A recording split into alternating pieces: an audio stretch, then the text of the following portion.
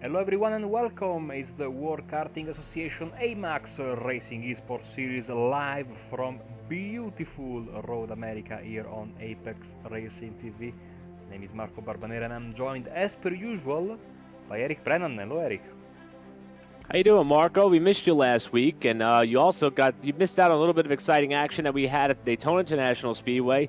But as you mentioned, we're here on a different type of beast. We have long straightaways. We could expect to see the draft come into play on some of these famed corners that make up this 4.048-mile road course, nestled in the Midwestern part of the country. In fact, the World Karting Association made a stop at Road America just a couple of years ago with the Manufacturers Cup Series, running on a purpose-built karting facility just outside the mammoth road course that is Road America. Should be fun to watch. First two races were rather entertaining. We've talked a lot about survival, and that too may come into play here, as we just saw the one and only heat race that has kicked off with a standing start. We had an incident down in turn number one, but no surprise. Looks as though we're about to see Bryce Mersberger, after a not so successful qualifying venture, got relegated to this single heat race, and he's just going to come to the checkered flag and take victory. It's going to happen over Ben Mayer, who's going to come in the second spot. We'll see, here's Mayer coming up the hill down to the start-finish line. And again, Marco, the original plan was to have two separate heat races to help set the starting lineup, but because there was an overage in entries, we had 44 entries that signed in for practice and qualifying leading up to the races tonight. But because it was only 44, the iRacing software kind of nixed that second heat race. Top 30 locked in on time, and the rest having to race their way in here. Exactly, top 5 will make their way through through this heat race into the main event. So as you can see, we have 4 drivers already in. Last one should be either one of Pearsall and Maxwell. It's going to be a drag race to the finish line. What a way to start the evening. And going up the hill, Pearsall should get the best of his rival. And yes, he will be in 5th place. So, iRacing says top 5. Sometimes they account for a bit more than that. Sometimes it's only 5. So, unless I'm very much mistaken, Jackson Pearsall will be the last driver to grid up for the main event, which will be 33 minutes or 12 laps. As some other drivers are just making their way. As you can see, they have just pushed out on Thursday, I think, a graphical update for this racetrack, which mainly means that we have new advertisement, especially on the various bridges around this place. And Road America, of course, one of the most scenic road courses. It's one of those tracks that you kind of have to see it to believe it. Although some of the headliners that run at this racing facility include that of IndyCar or the NASCAR Xfinity Series, even when the WKA was at the facility a couple of years back, they have a ton of different style of road racing series that compete at this venue all year round. Oftentimes, you could find yourself an open gate to just head on in and just take a look. I mean, just walk over to some of the pedestrian bridges that connect kind of the infield and all different quadrants of the racetrack. It is absolutely beautiful, and we'll get some of the look of that new update in which Marco was just mentioning in just a moment. And we are getting set for what will be round number 3 of the 2020 A-Maxx Racing WK eSports Series presented by Summit Racing Equipment. And the first 2 rounds, first one was held at Charlotte, next one at Daytona, all tracks in which the World Karting Association or some form of karting series compete on the regular. And the championship standings are tight. We only got 2 points separating the top 3, with Nick Snell the leader, Daly 1 marker back, and last week's winner, Jake Drew, who looked as though just missed out on that pole position as we take a look at the starting lineup. It's a long list of cars headed by Byron Daly and Jake Drew in 2nd place, and Carmine Caruso, Jason Preville, Sarah Bradley, Dean Typedal in 6th place, Nick Snell, Will Salisbury, Chase Gardner, Daniel Stingruby in 10th place, and Ricky Miller and Austin Oles in the top 12. 13 starter, you're going to see Casey Davis, Christopher McKeithen's qualified 14th. Ron Miller is going to start in the 15th position. 16th is Bane Bennett. 17th, James Overbeck. And in the 18th spot, it'll be Michael Politis. 19, Justin Dittrich out of New York. And Gavin Bailiff, the Ohio native, is 20th. Caleb Gaffara, 21st. Michael Costello from Pennsylvania, the 22nd fastest in qualifying. Hugh Templeman, a master racer on the karting level, 23rd. And Hunter Fox, 24th. think we are just about ready to go, so we'll quickly scroll to the grid, and we don't even have time for that. Drivers jumping in very, very quickly into their cars, and so the gridding procedure will take 2 minutes, only took 1, but here we go. Standing start for the first time in this series, and it is drivers who are in the top 3 in points. Byron Daly and Jake Drew drag racing off into the first corner. Who's going to have the edge this time? It's going to be Daly, the quick time setter, and he'll lead them through turn number 1. One of 14 that make up this 4+ mile course, and it's Daly with the advantage over Jake Drew for the moment, and Caruso's had a strong run, but he overcooks the corner. Ooh. Slides wide in 3, and he's going to go around in front of the pack. Oh, they gotta be careful. No! Oh dear, oh dear, oh dear. And this will be a huge pileup, unfortunately. Several cars involved, several with big damage, and you can see the debris scattering left and right. Someone blew an engine there. More than one car, apparently, blew the engine at the very beginning of the race. As we move back to the front of the pack with Daly and Drew. Dibdal, Pribil, and Snell all close together, the top 5 of this race. Now back up the hill, heading up for turn 6. Another sharp 90-degree left-hander before they'll make their way through turn number 7. Another right-handed corner as they're closely approaching the carousel, which is penciled in to be one of the most important corners on this racetrack, and carrying momentum through that turn with these narrow-tired cars for the Skip Barber Series. May play a big role in who comes out on top at the end of this one as they approach the carousel, with Daly still leading, but Drew trying to challenge. And the new third-place driver, Dean Dybdahl, who has moved up into that 3rd spot after the incident in turn number 3, with Jason Preibel riding in 4th, and the point leader, Nick Snell, rounding out your top 5. As we watch out of the backside here of what looks like Nikita Paneris, who is running in the 11th position, challenged by James Overbeck, who's got a couple of top 10 finishes already, sliding their way through the kink. Almost a little too much of a slide there further back. That might have been Caleb Gaffara or Hugh Templeman that got sideways. And how did he save that? I have no idea. Car looked destined for the wall, and that's a big hit usually, as they continue to fight. There's someone in the grass there. And not the safest of rejoins, I'm afraid, because I see some cars wounded, and I heard some of the... Oh! Wheels flying everywhere. Someone losing a rear wing, that's Caruso. Someone clipped the wheel there, and it's going to be very, very slow. My, this is a big, big carnage in this opening lap as we move back to the front, and we can see some backdrafting between Daly and Drew. Look at this. Look at this, right inside the nose cone of Drew's car as Daly protects the inside. These two were just about the class of the field last week at Daytona, but Daly, while running in a tight group battling for the lead, got swept up in an incident, and that allowed Jake Drew all that he needed to walk away from the field with a very strong and impressive win at the virtual Daytona International Speedway road course. Well, let's see what happened to Miller, who was having a good run. Oh, both cars went off. Oh dear, that was a massive crash. And one of the biggest things we'll be talking about throughout the rest of this race is if you do get in trouble, how you rejoin the racetrack. Not only impact how much damage you may have, but also the fate of the rest of your competitors as well. As we follow now right on board from the top of Jake Drew's car, trying to chase down Daly, who clips the grass a little bit with the left side of his car. Doesn't wash out too wide to lose control of the lead. Now through turn number 7 is another sharp left-hander that is turn number 8, and then the aforementioned carousel that makes up turns 9 and 10. And then they're flat out heading up to that kink, where maintaining a controlled slide is going to be another big factor in who ends up running well. As they come through the carousel now, the right-hander, where you're just kind of flirting with the throttle, enough to get that car to make the corner, but not too much to make it want to step out sideways. And thus far, Daly and Drew appear to be evenly matched, while Snell is trying to do all possible to move up a few more spots, still mired back in the 6th position as the leaders hit the kink once more.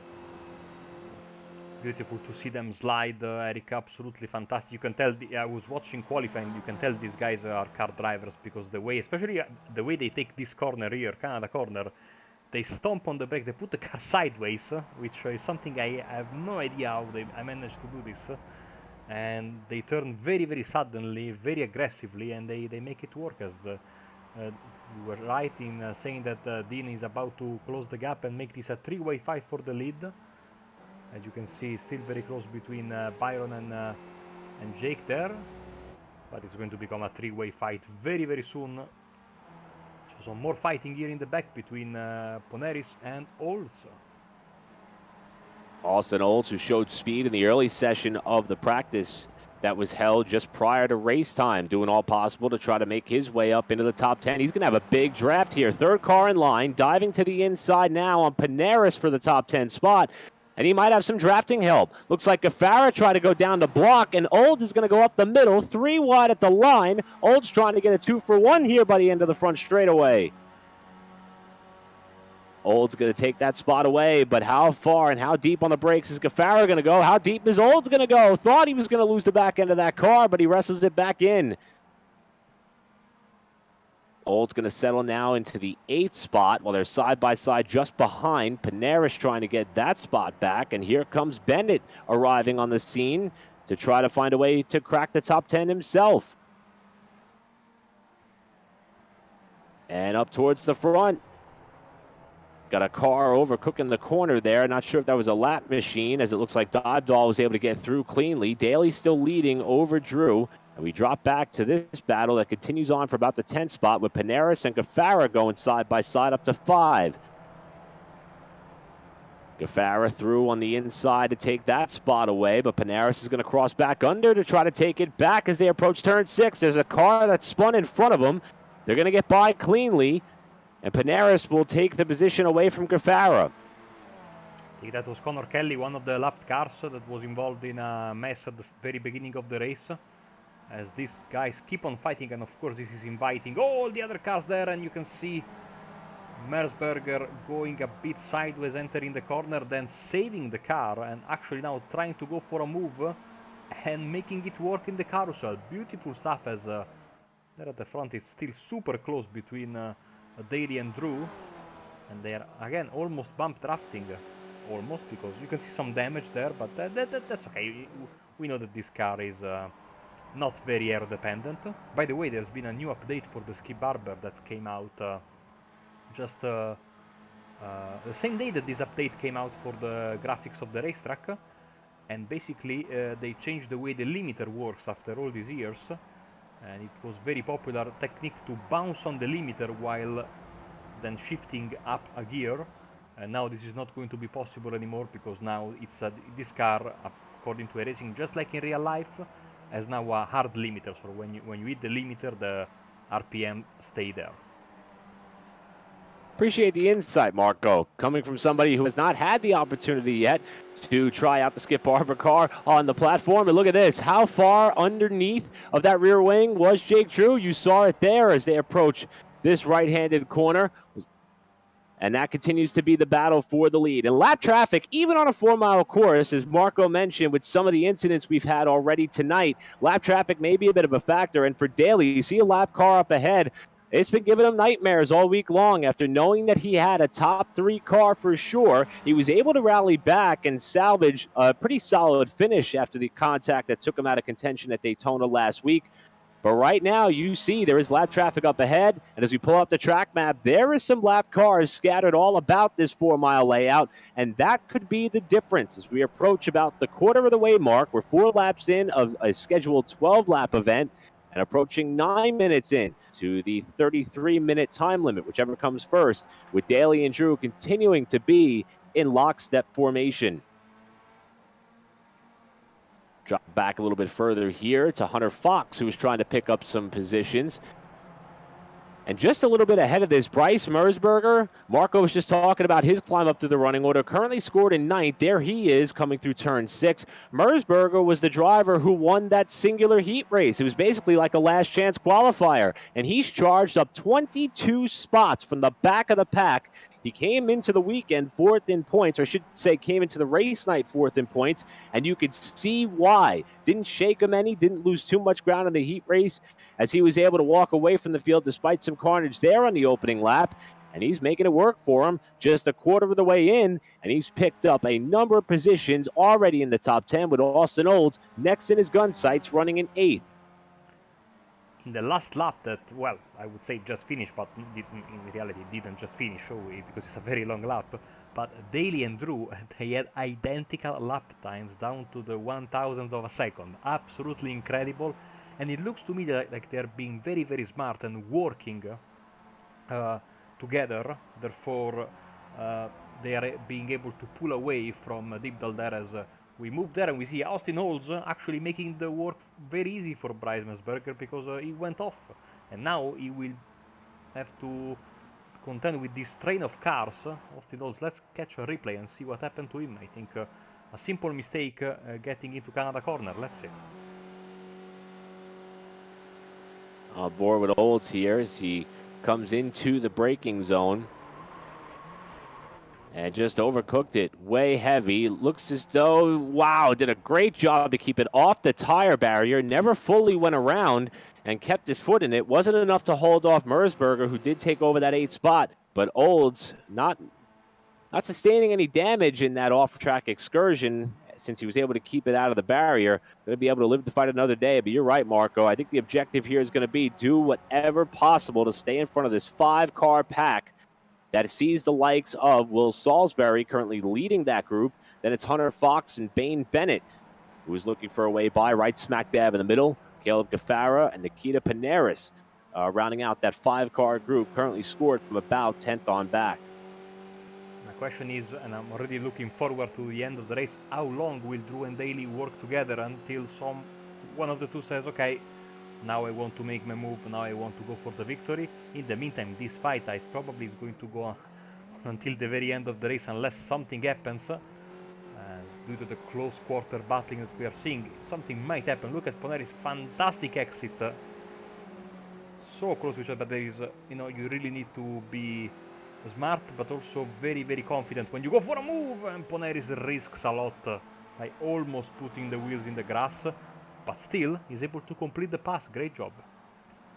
Not only was he able to keep it from getting too far off the road, he also kept it out of Gaffara and took the spot away while having his hands all crossed up multiple times getting through there. While this pack heads up through the carousel once more, not missing anything up front at the moment, or are we? Looks so our timing and scoring is showing that Jake Drew may have in fact gotten around Byron Daly, and he has. We go up to the leaders. They still haven't caught that lap traffic just yet. They are inching ever closer, but Drew has made the pass on Daly. Now, what does the lap traffic do? Drew up the inside, nearly got pinched there, and that's going to give Daly a bit of a run. Daly now going to look for an avenue by as they come through the right-hander, and this is making Dean Dybdahl grin from ear to ear as they come up onto the front stretch. He's closing now from third, about 1.3 seconds off, while Daly's in the slipstream. Got a bit of a run up here as they come down to complete lap number 5, but he's going to stay in line with Drew and try to keep that advantage over Dybdahl for the moment. Meanwhile, the championship point leader, Nick Snell, has been unable to move up from 5th. And we'll remind everybody that coming into this race, it was Snell, the Charlotte winner, the opening winner for the A-Maxx Racing WK eSports Series presented by Summit, who was the winner. And Daly had to settle for 2nd that day. In fact, Daly has been so close to victory thus far in this series.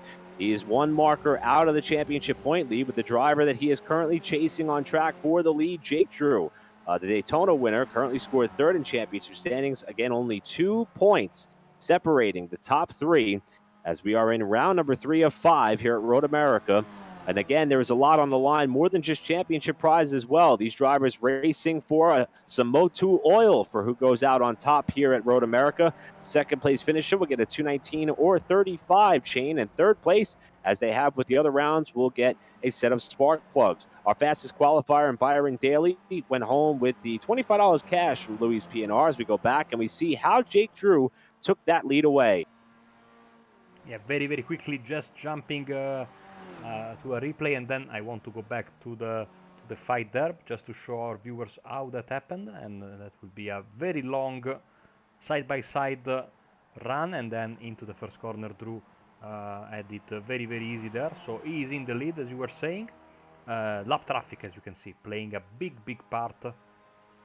Chase Gardner is in front of them in that Red Bull car. Let's see how they will approach this lapping procedure.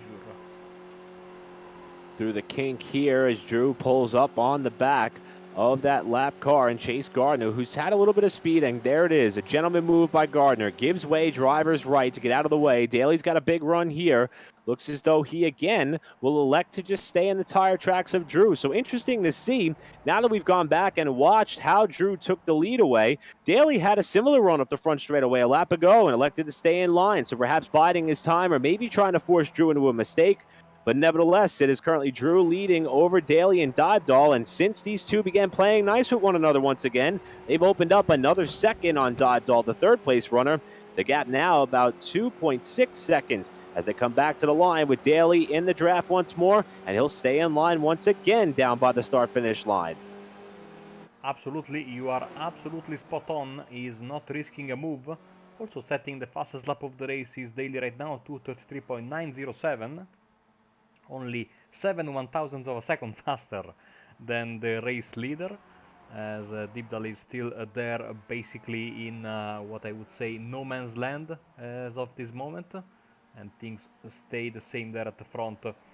We'll see. I think Daly is happy where he is right now. He's he's seeing that he's able to keep up the pace, and of course the Skip Barber absolutely loves a bit of draft, and as you can see in this racetrack there is plenty of it with these long straights, and so he's in a very good position is Byron Daly. And again, Daly just continuously trying to get the ones that got away. We talked about the second place run that he had at Charlotte. That did not come without incident either. As a matter of fact, he was involved in a bit of an incident there, did rebound for the second place finish. And we already talked about the troubles that he had at Daytona. And it is amazing to watch these two be so evenly matched. And there's a lot. We already went over some of the race prizes that's up for grabs. Let's talk about the championship, being that these two are, in fact, so close in the championship standings coming into this race as we just passed the halfway point of round number 3. We mentioned all the race accolades. We also want to throw out that each podium finisher throughout the series gets a $25 gift certificate from Summit Racing Equipment. When we get down to the championship prizes, how about an arrive and drive package? We're going to take the sim racing formula and we're going to put it to use in real life for the upcoming Daytona Kart Week event. That is at the Daytona International Speedway that takes place every year. This event will be happening late December in 2020. That's chassis and support, no motor, but it's provided by A-Maxx Racing and Intrepid USA. Plus, you're going to get entry from the event provided by WKA and $50 cash from the Bennett family. Finish second in standings, you get a WK Daytona entry provided by the World Karting Association at $30 cash, and the third place driver in championship points will get one set of Bridgestone tires provided by Grant Products, and again, $20 cash. A reminder that all cash prizes are provided by the Bennett family. So there is a lot more than just bragging rights and pride on the line for this series. There are some really good prizes up for grabs, and that's why we're seeing a competitive nature out of Drew Daly and company as we drop back a little bit to Caleb Gaffara, who has fallen a couple of more spots, but still cannot appear to break the chain that is holding him together with Panaris, as they are nose to tail for 12th spot. Yeah, unbelievable. They have, everyone around them has moved on or moved backwards, but these two guys have stayed together and stick together, as they are, as you can see from the track map. I mean, more or less, it's a long snake of cars, but of course, being a very long track, some of those gaps are in reality a bit bigger than what they appear to be. So, as you can see right now, the car in front is Bennett, who's they're passing the start-finish line, and here we go side by side between the pair of them. Gaffrar trying to go for the move. He has the inside, which usually is the preferred line around here. Moves in front of his rival way before the braking area. This might actually give Panaris a chance. He had a thought for a second, but this will compromise massively his line through that corner, and that might not be the smartest thing to do. In Panaris' help, we'll have all the draft of these long straights, so he should be able to go back to the fight there, as Snell and Prebill having, let's see the comparison in lap times, shall we? As you can see, looks like Snell is coming, apart from that lap 5 where something must have happened to him, he is steadily closing the gap and looking good, Snell, for a possible attack on 4th place. And when you think about what Snell has had to deal with thus far, I mean, he could take a look at the standings. He knows the top 2 in the race right now are also within the top 3 of the championship. They're the ones trying to overtake him for that championship point lead.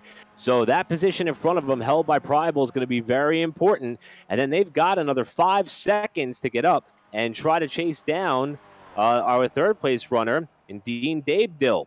Dean Dabedahl. I just got the proper pronunciation from our very own Megan Olds, and I still botched it. So we will try to implant that in our minds as far as the correct pronunciation of that third place driver, Dean Dabedahl. There we go. I think we got it. Back to the leaders. Drew and Daly still nose to tail. They've gotten clear of the lap car of Gardner. Another note on Gardner, after his spin and incident, he was in fact assessed a 30-second penalty by the race officials for an unsafe re-entry. So even though he's running in the tight formation with the leaders, that may not be his final finishing position in the running order, depending on where the next lap car may be. Having a look now at James Overbeck, right where Austin Olds went off. Only difference here, Overbeck had contact. He hit the left rear on that tire barrier, also lost the spot, ironically, to Bryce Mersberger. Same driver who got around Austin Olds when he had his troubles a little bit earlier on. But for Overbeck, he may have some damage on that car, and Olds was looking for a way by. So 2 spots, the net loss for Overbeck after the off-track excursion in the same corner in which Austin Olds had his slip. Overbeck's not backing down, though. He wants that spot back. He's going to look down to the inside in turn 1. You can see him fighting with the steering wheel there on corner entry. And he'll take the spot away from Olds on the exit of the corner. Here's the battle for the lead. Side by side with Daly now looking on the outside as they approach the left-hander at turn 5. And even not having the preferred line, it looks as though he's going to try to edge out in front. But Drew still has the inside lane with the next left-hander at 6. Daly gives him room. Well, that's some great racing for the lead. Side by side through 2 corners. We're going to make it 3.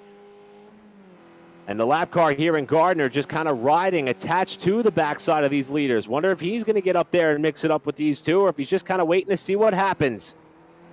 Well, he's giving us some fantastic camera shots, so if he can stay right here, I would absolutely love it. It's a very nice view of the lead battle there between Daly and Drew as they now head into the carousel and into the kink once again. And the laps are starting to click off. As you can see, we're about 3/4 of the way through. We got 11 minutes left to go. And Drew gets a big run through the kink, washes out a little bit wide. Daly's able to hold a bit of a tighter line that time as they came through the kink. Next corner is going to be the right-hander at Canada corner. Is that where Drew's going to want to try to pop out and pass? This time, no. He'll stay in line behind Daly, and these 2 have put even more distance over the third-place driver in Dean Dabedahl. And that is going to be about 6.5 seconds back to the third-place driver. This is Nick Snell going past Jason Previll for 4th place. Another pass made on the front stretch. So, very nice run for Nick Snell right now. Gained 3 places on his starting position. Biggest mover is still Bryce Mersberger with 24 positions gained. And he may not be done yet. Mersberger is still charging up through the pack. He's got Sarah Bradley up in front in the 6th spot, with Prival the next to get up to that top 5. As we go back on board with Daly through the first corner. We got a handful of laps left to go here, with Drew doing all possible to stay with, and Gardner still riding 3rd in line, however, a lap down. Dean Dabedahl still running in 3rd spot. He's +3 on the race thus far, with Prival still 4th, and the point leader in Snell currently scored in 5th. And Snell, if the top 2 can continue to keep it on the pavement, definitely at risk at losing the championship point lead if the results were to stay as they are. Also very interesting to see how much Gardner is going to push, and watching the speed that Gardner has as we drop back here to a battle for position. That's Snell, the point leader, trying to get around Prival for 4th. They almost had a bit of contact there as they went through 5, but Snell is going to be able to make that pass. Prival's going to have an opportunity to overtake Snell back, but he picks up 1 spot here as we'll go back and take another look at how that unfolded. As a matter of fact, this is back looking now at James Overbeck. Oh! Wow, that's a big hit. With one of the lap cars, I think Connor Kelly. Massive hit. As one of the other... Kelly's car was rotating around, trying to get back on track. Also, I think a problem for another driver, which we will see later. Caleb Gaffrarar has gone around. But this fight for the lead, I mean, these guys have been battling it out since lap 1, and these are long laps, as we have said already, and no one has made an error yet. And they had some side-by-side moments, they passed each other a couple of times. Very clean, very respectful, very entertaining racing up front tonight. I know the last couple of weeks, Byron Daly's been a little bit frustrated by how his nights have unfolded. But I think regardless of the outcome, he'll admit that this has been a fun one, as these guys have been duking it out lap after lap after lap. And we're coming up on about 2 laps to go with another run coming by Drew. Daly's not going to attempt to try to pull down and block. Gardner riding just a little bit further back. Again, he is a lap down, but there is some more lap traffic up in front of the leader. In fact, there's a car coming out of the pit area in front of the leader as they approach turn 1. Yeah. That's the last thing you want. Going to be tight here on. Sorry, Eric. The last thing you want as a driver, battling for the lead, to have a lapped car, jump out of the pits, with 2 to go. Oh, it is around almost. Oh, he saved it. Oh man, that it was nearly so close. Happened again, where Daly was almost swept up by a lap car. This one just coming out of the pit area, and that also caused Jake Drew to check up big time, and he's going to lose ground to Daly, now back by more than a second. That's the biggest lead that anybody has had all race long. This could be the race-defining moment, as Drew now is desperately trying to get back at least in that 1 second zone for the next long straight, and hopefully claw back the gap via the draft for the last lap and maybe go for a move, because it's really tough now. 1.2 seconds, it's a big gap, especially with just a lap and a half to go, as now we can go back and see what happened to Caleb just a few seconds ago. There he is, and he's now in the pits for some repairs. Yeah, Gaffara, who had in fact been running up towards the top 15, top 14, give or take, was also in contention for some of those top 10 spots, having trouble as we see here. So, very misfortunate ending for Gaffara.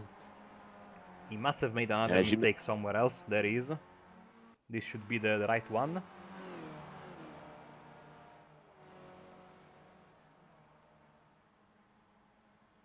Oh! Oh dear. And he's barrel rolling through the front stretch in the grass. Massive hit.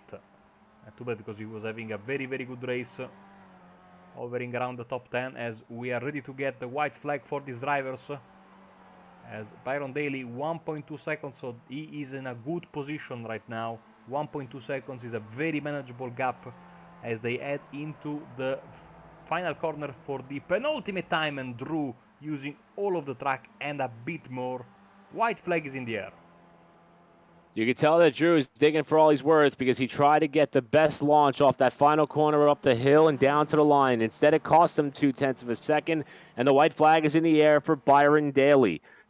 As we mentioned, Daly, who's had a very consistent season up to this point, however, just been plagued with a bit of bad luck, and it nearly happened again. However, this time it looked as though it hindered the efforts of his most closest competitor in Jake Drew, who now has to try to make up a 1.8 second mark over the driver who was not only fastest in qualifying, but has also been right up there with Drew as far as the dominators on the race. Here's Merzberger further back. In fact, Merzberger just got around Bradley for 6. This is Panaris trying to pick up a spot, looking for a position up the hill to the line to try to get up into the top 10 past Bennett. These two drag race to the line. If that was to the checkered flag, it would have went to Bennett by inches. But Panaris has the advantage coming into the final right-hander. I should say the first right-hander, that is turn 1.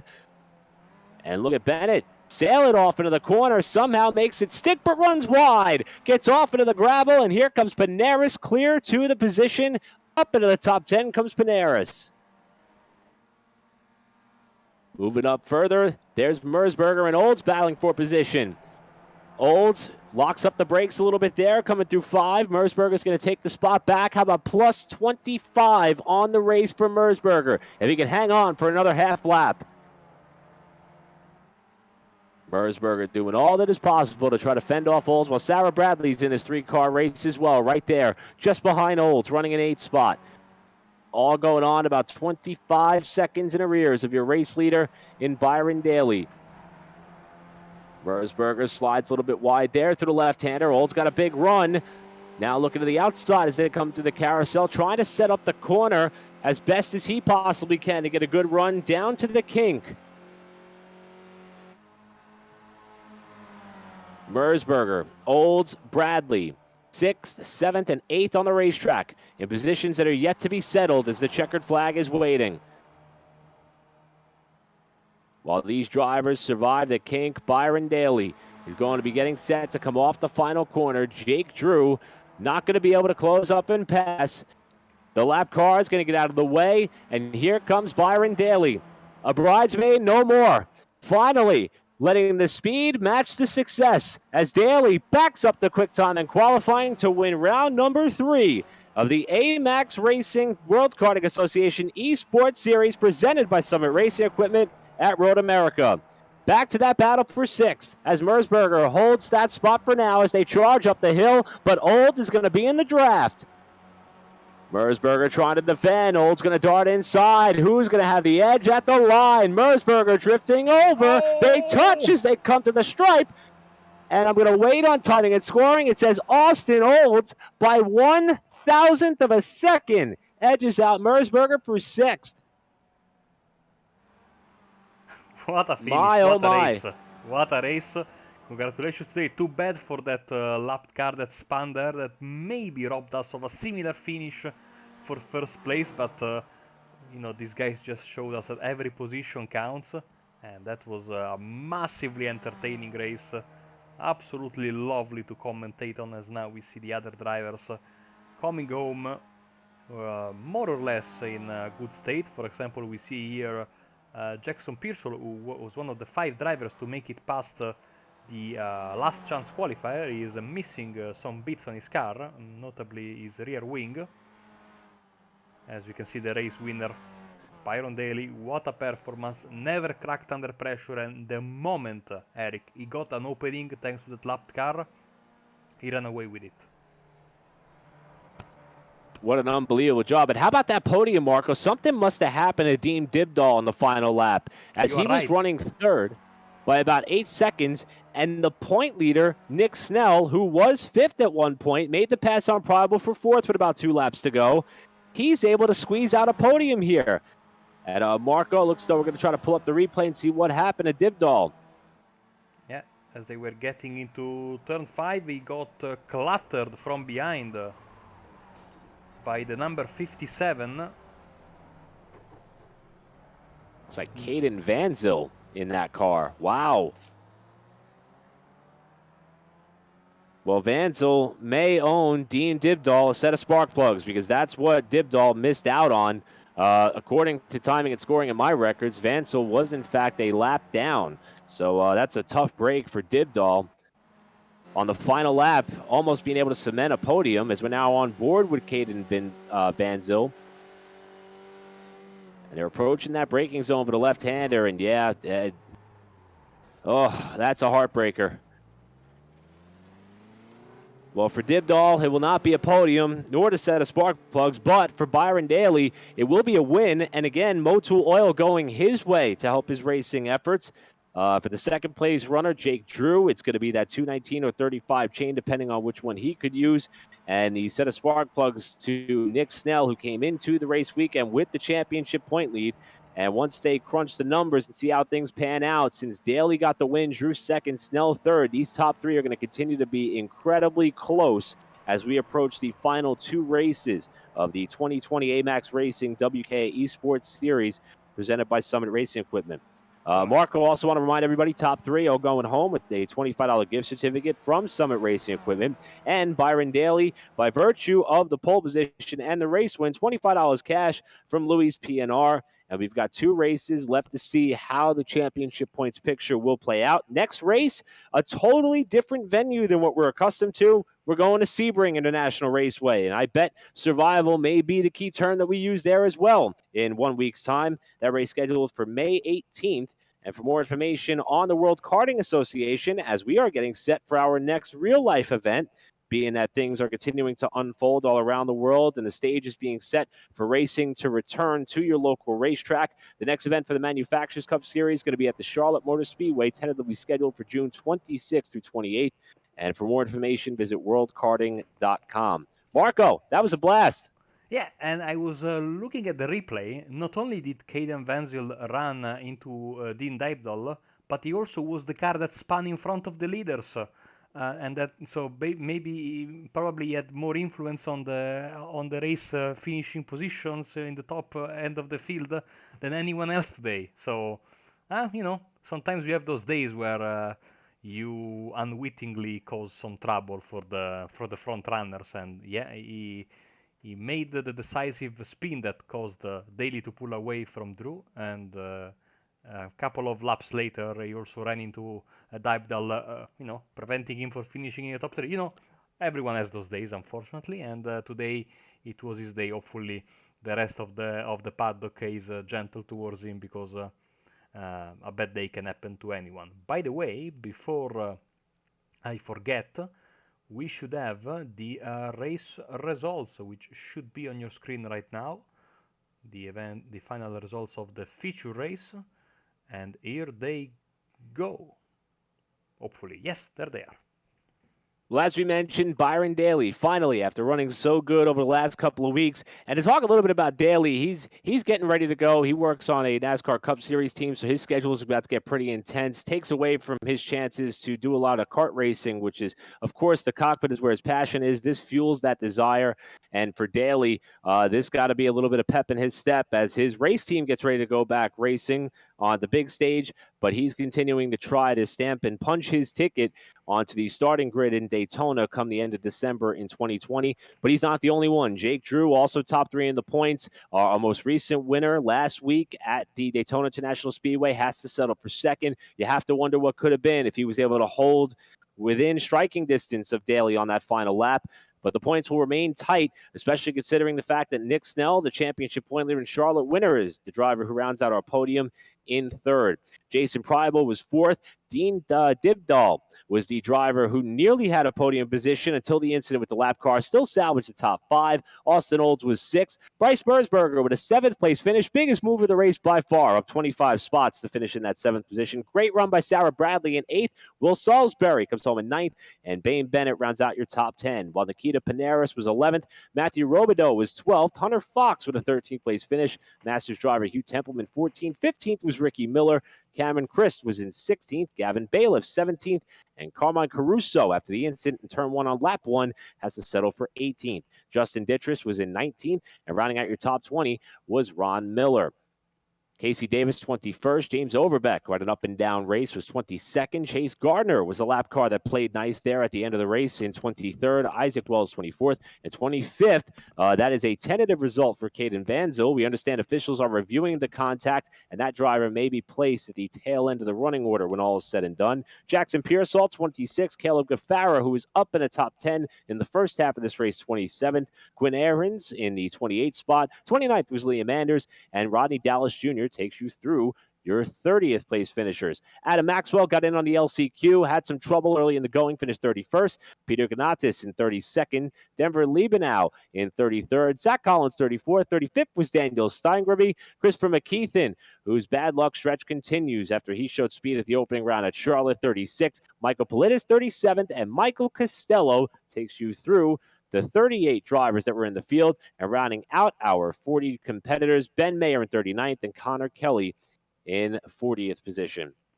That was a long list of drivers. Hopefully, we get drivers as well for our interviews, because we still have a bit of time left on the broadcast. But again, I had a very, very nice time in the Charlotte event. Had a very nice time today as well.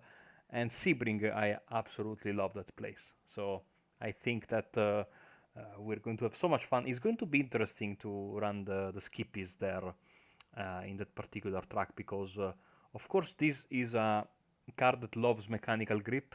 Um, Aero is not very important, but of course, mechanical grip is optimized when you can keep the car stable. This is a very nervous race car because it's uh, a school car. It teaches you how to drive. So every time the official series runs at Sebring, I always have a lot of fun, but it's very tricky, and especially that first lap, especially if we get Eric some very hot weather condition, it might be a nightmare for these drivers. Slipping and sliding and bouncing, it's a terrible recipe for a first lap on cold tires. Yeah, and I think from what we've seen, and we've watched this series grow, and the idea is, this may not just be an interim thing. This may be something that the World Karting Association can get behind, being that a lot of our racers do vary in age and experience, and not often do you get some of the young drivers the opportunity to compete against, some of your seniors or masters who've been doing it for years. And this is their chance to kind of go toe to toe with those competitors. And what we've seen is it's been a bit of a learning experience for all, but it's also been a bit of a hit. There's a lot of interest. Obviously, the sponsors, everybody from A-Maxx Racing, Summit Racing Equipment, Fast Card Supply, Rev Branding, Louis P&R, everybody in between. We also have, Grand Products, the Bennett family who threw in some cash as well, the organization providing entry fees as part of the championship prize. Like, there is a lot of people who have come together to make this the success that it is. And with that comes a bit of an adaptation for a lot of these drivers who may not have been used to driving the Skip Barber car on the platform. And again, many may wonder why, if they're kart racers, why is that the route that we are taking? And as we discussed last week, reason being is that this is considered a step up or a direction towards getting into some type of Formula car. And the Skip Barber provides that opportunity to take that car experience, real life, irregardless of age, and put it to use in the sim world and see what you got. And I'm with you. I cannot wait till we get to Sebring, a very rough racing surface. We know that the IMSA sports cars compete there for 12 hours annually. Indy cars a preseason test there every time before they get ready to go racing. And it's really going to be fun to watch how that surface with this car, not even considering the weather like you just brought up, what type of race we really are going to see. And if you're interested, you can tune in with us next week. Again, that's going to be May 18th for our fourth race of 5, as there is so much on the line. And of course, the season will come to a head on Memorial Day, May 25th, at the Indianapolis Motor Speedway Road Course. And that is where we will have our champion's crown and all those amazing prizes that have been offered up by so many different people awarded to our top 3 in points. I wanted to make a point in the end that in iRacing, this was the idea to put the Skip Barber when iRacing was first released 11 years ago now. The Skip Barber was the first car, and although it got a graphical overhaul a few months ago, it's still the Skip Barber that we all know and love. And the idea was that this was going to be a stepping stone for virtual drivers towards, higher series, but it really hasn't worked like that because many people, many drivers get to the Skip Barber and stay here, and you see some of the highest rated drivers in the service, fantastic drivers, world champions that still have the Skip Barber as their most race series. They participate in the Skip Barber World Cup. And it's a car that is for everyone on iRacing. The inexperienced driver, the legendary world champion who has all the world records, and everyone in between. And so I always say, if you are taking your first steps into iRacing and you want to find a popular series that races every hour with a lot of people of your same skill level, where you can learn a lot about. I mean, I've been on iRacing for almost 6 years now, and I still use. Basically, I used the Skip Barber to learn the tracks because most of them I didn't know. And still today, when I jump in other cars, I remember the first time I ran with the track on the track with the Skip Barber, and I remember all the little informations. It really teaches you how to also uh, approach a racetrack and focus on the braking markers, the turning points. It's really the perfect car. It's a perfect decision for the championship to have picked this up, and also it's It's a fantastic little car that iRacing keeps on updating. So fantastic choice in my opinion. And again, it will be nice to see them bouncing in Sunset Bend in 1 week's time, Eric. It's going to be absolutely incredible. And I understand that looks as though Byron Daly and Jake Drew may be trying to pop into our Oh, interview room. We'll see if we have enough time to get that mhm. going Yes, so we can have a word with our winner. we But should have before that, Byron. again, what? I think maybe Byron. Do you hear Hello? us? Yes, I got a copy. Perfect. Eric is all yours. Byron, how's it going, buddy? I know you and I have talked many, many times over the last few weeks about some of the frustrations that you've had, and it's hard to believe that a driver who comes into the night 1 point out of the championship lead was not necessarily happy with his performance, but being able to not only cement the quick time in qualifying, but also to parlay that into your first win of the series. You said to me a little bit earlier, this one feels good. Tell us why. Yeah, man, it's really great to win one of these. I felt like ever since the Roval, I kind of put some work in trying to make sure I can figure out this card, be fast enough to actually compete. It was a second place finish there, but 12 seconds back wasn't going to cut it for me. So I was really happy to put a race together and actually do a good job, as I would say, kind of tick all the boxes and get a win. Now, your daytime job is working for a race team, and that honestly takes away a lot of your opportunity to race yourself. You know what's on the line at the end of this thing. The championship winner, of course, getting basically an arrive and drive package for Daytona Kart Week at a time in which you're typically not busy working at the racetrack. I mean, as someone who is putting so much into this, I mean, how much would that type of success mean to you? And is that really a motivator for you to try to produce the best results possible, or you're just happy to win anything? Yeah, a little bit of a both. I love the kart race. It's been like a really fun hobby of mine ever since I picked it up a few years ago. And yeah, with my job, I don't really get to do it as much as everybody else.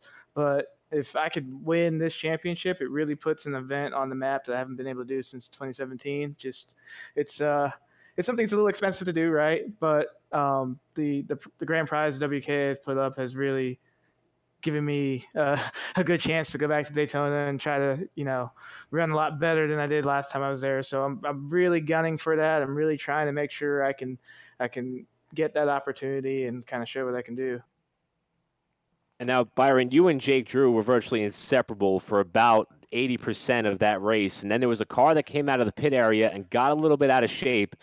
Was there a part of you that was thinking, oh, no, not again? Like, did you think that was going to be the end of your race for what, the third race in a row now with the WKA A-Maxx Racing eSports Series? Oh yeah, for sure. Like I honestly, I have been in the chat. You can chat to all the drivers. I've just been doing kind of a little bit of a battle, just yelling blue flag anytime I get near a lap car because it's ever since that moment I have been very much against lap cars. I'm like, if you're in the way, I need you to move because it's a lot on the line. Honestly, it is a lot on the line, and have silly things take you out is really frustrating. So, um, I, I just how I had it in my mind that it was going to happen again. Luckily, it didn't. Now, one more question for you. We got 2 races left to go. Next up, Sebring. Totally different animal. Stark contrast to Charlotte, Daytona, and Road America. Any apprehension towards heading to Sebring? Is your confidence up heading in there? Do you have overnight hours planned to get on the sim and practice leading up to that event? What are your thoughts on what's coming up next? I feel pretty good about Sebring. I've been somebody who uses the iRacing service a lot over the last few years, and I've run a lot of races at Sebring, so I'm very familiar with the track layout and the pitfalls of it. So I feel really good. It's just getting out there in this car.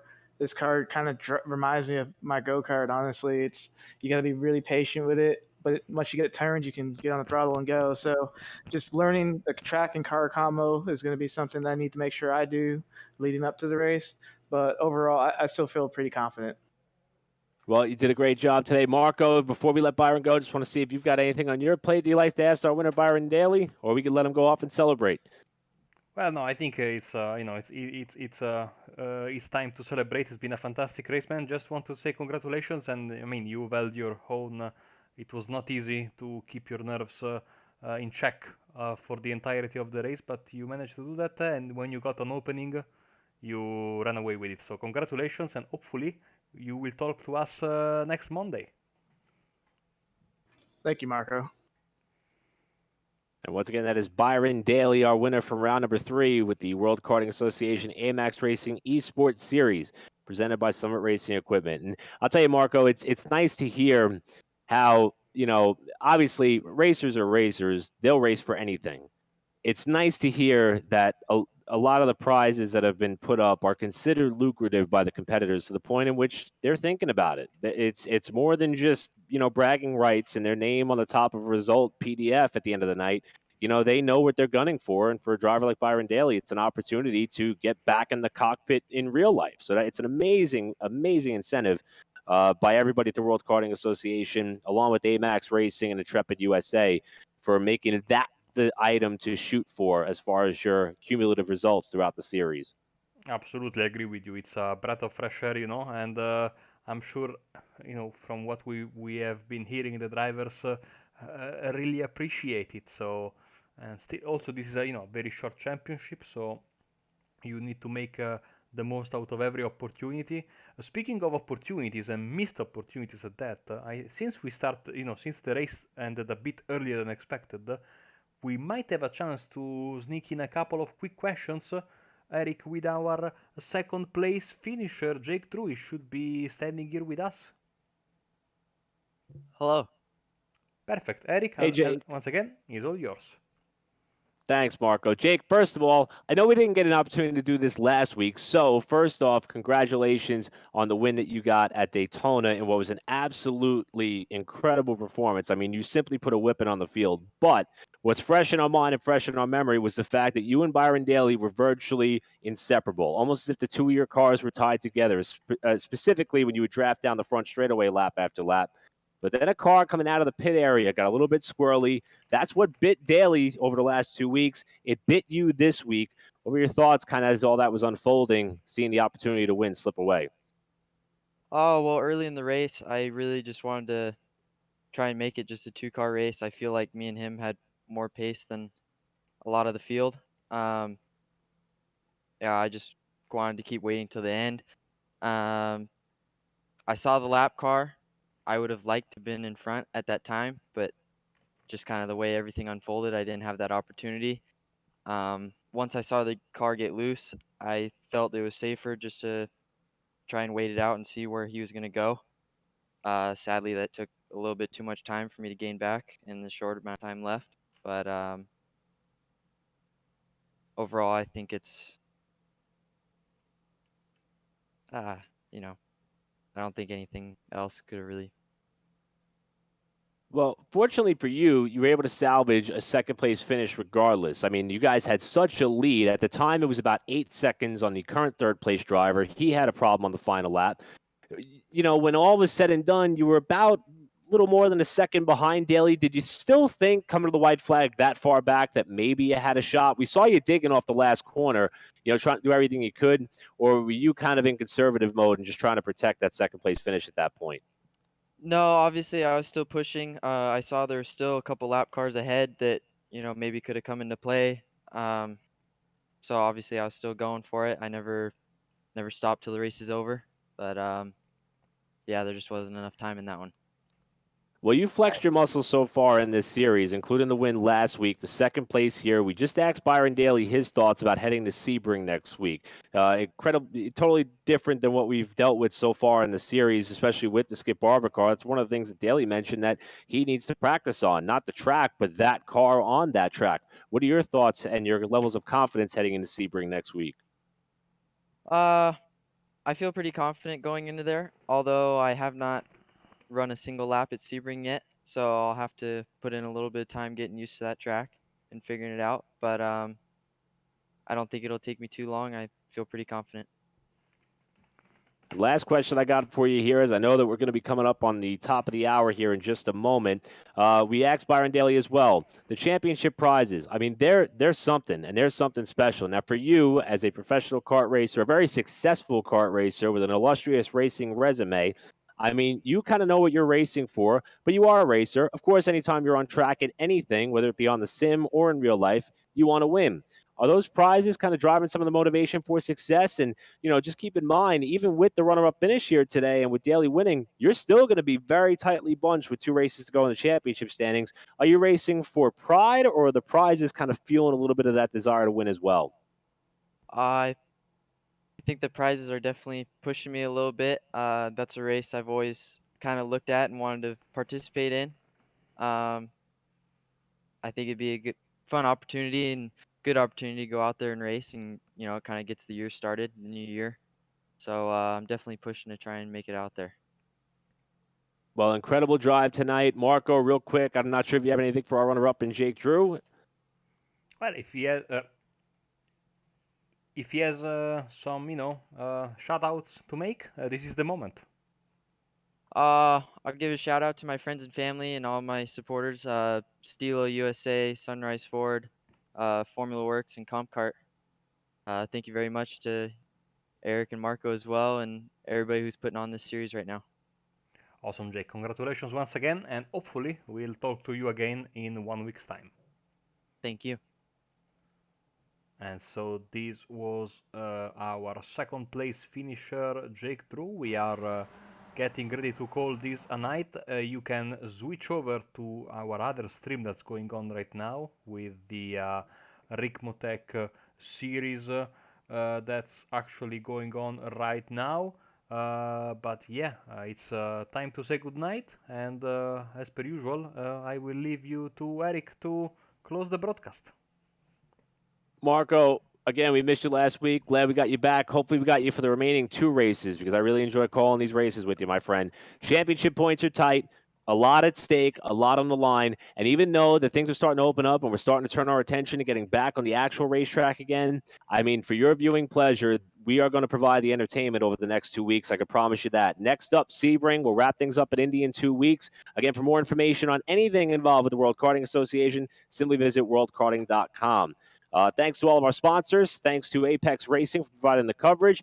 And on behalf of everybody at the World Karting Association, A-Maxx Racing, and Marco Barbanera, I'm Eric Brennan. We'll see you next week from Virtual Sebring. Good night, everybody.